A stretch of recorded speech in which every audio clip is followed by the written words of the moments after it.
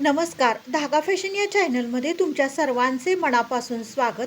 तर आजच्या व्हिडिओमध्ये आपण बघणार आहोत की ही जी डिझाईन केलेली आहे ना, तर ती मी कशा पद्धतीने केली आणि काय केलेलं आहे तुमच्याबरोबर शेअर करावं असं वाटलं, म्हणून मी हा व्हिडिओ शूट करत आहे.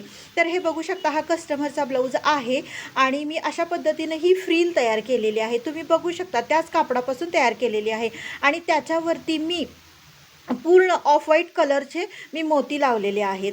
आणि का लावलेले आहेत तर इथं बघू शकता छोटे छोटे असे बुट्टे आहेत, म्हणजे तेही सिल्वर कलरमध्ये आहेत आणि त्याला मॅच होण्यासाठी मी ऑफ व्हाईट कलरचे असे मणी आणलेले आहेत मोत्यांचे. आणि म्हणजे मीडियम साईज आणलेली आहे, जेणेकरून ते जास्त बटबटीत पण वाटायला नको आणि जास्त लहान साईज पण नको, म्हणून मीडियम साईजचे असे मणी आणून मी मध्ये मध्ये असे लावलेले आहेत. तर ही फ्रील कशा पद्धतीनं तयार करायची ह्याच्यावरती पण मी व्हिडिओ तयार केलेला आहे, तोही माझ्या चॅनलवरती मी अपलोड केलेला आहे. तुम्हाला जर बघायचं असेल तर तुम्ही जाऊन बघू शकता.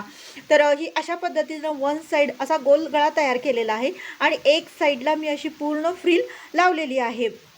तर ज्या कस्टमरचा हा ब्लाऊज होता ना, तर त्यांनी सांगितलं होतं की लेसचा पण वापर करू नका आणि कोणत्याही प्रकारच्या पॅचचा पण वापर करू नका आणि ते सोडून तुम्ही डिझाईन तयार करा.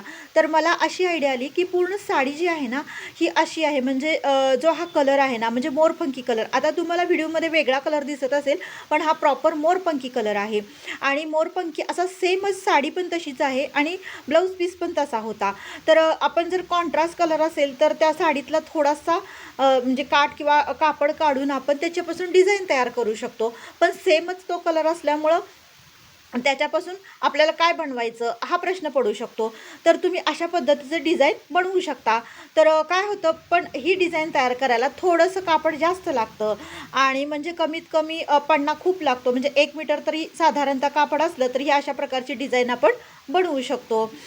तर जे काठ होते ना, ते फक्त बाहीला आलेले आहेत आणि बॅक साईडला काठ आलेले नाहीत, म्हणजे एकच साईडला काठ होते. काही काही वेळेस ब्लाऊज पीसला दोन्ही साईडला काठ असतात, पण हे जे काठ होते ना ते एकाच साईडला होते, त्यामुळं फक्त मला स्लीव्जला त्याचा वापर करता आला, बॅक साईडला काठ लावता आले नाहीत. म्हणून म्हटलं सिंपल पण खूप छान आणि अट्रॅक्टिव्ह आपण डिझाईन तयार करूयात.